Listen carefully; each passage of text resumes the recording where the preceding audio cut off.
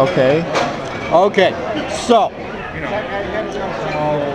a wine, has a legitimate profile, and the most interesting of which are called complex, which is composed of. Patrick, I have your check here. Okay. Your packet. What does he get a check for? He didn't buy anything. I give checks to everyone I brought 2 bottles of huge wine. We have the John. For John. The huge wine you tasted on our... I made the I didn't understand. What's this Bank of America stuff? Bank of America. You said don't throw away the Bank of America stuff. Oh, he always. What Bank of America stuff? I have sent you a check, except it comes from Bank of America. It doesn't come from me.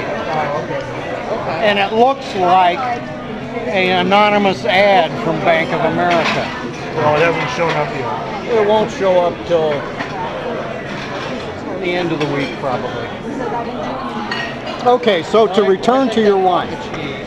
A wine should be complex and be composed of specific attributes such as acidity, tannin, fruit, unctuousness.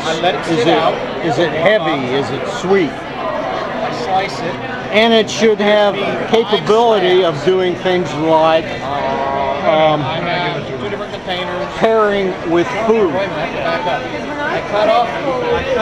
And a good wine, the traditional story is white wines with fish. Letting it warm. Well, what they're saying is you don't want a big, burly, high tannin wine swamping delicate flavors from a whitefish. On the other hand, if you've got a big, burly piece of prime rib, you don't want to pair it with a slightly fruity white wine, because that big, burly piece of meat is going to swamp the wine.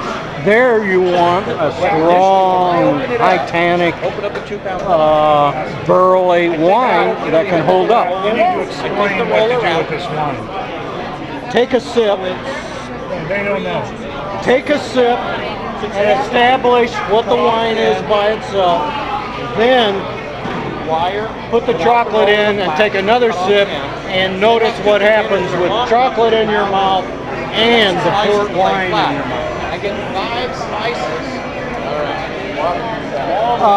And so, for instance, in this case, unfortunately, in almost every case, chocolate pairs with wine wonderfully. So, if you are truly trying to evaluate a wine critically, the last thing you do is eat chocolate. Chocolate makes any wine taste wonderful. So it's not. I don't know exactly how much but this particular port has, and what you try to do is if you taste a flavor in a wine, be it fruit, some wines actually have a bacon overtone to it. What you try to do is pair food with the flavors that are found in the wine. And in that situation, the wine and the food will pair wonderfully. They're going to develop and enhance each other.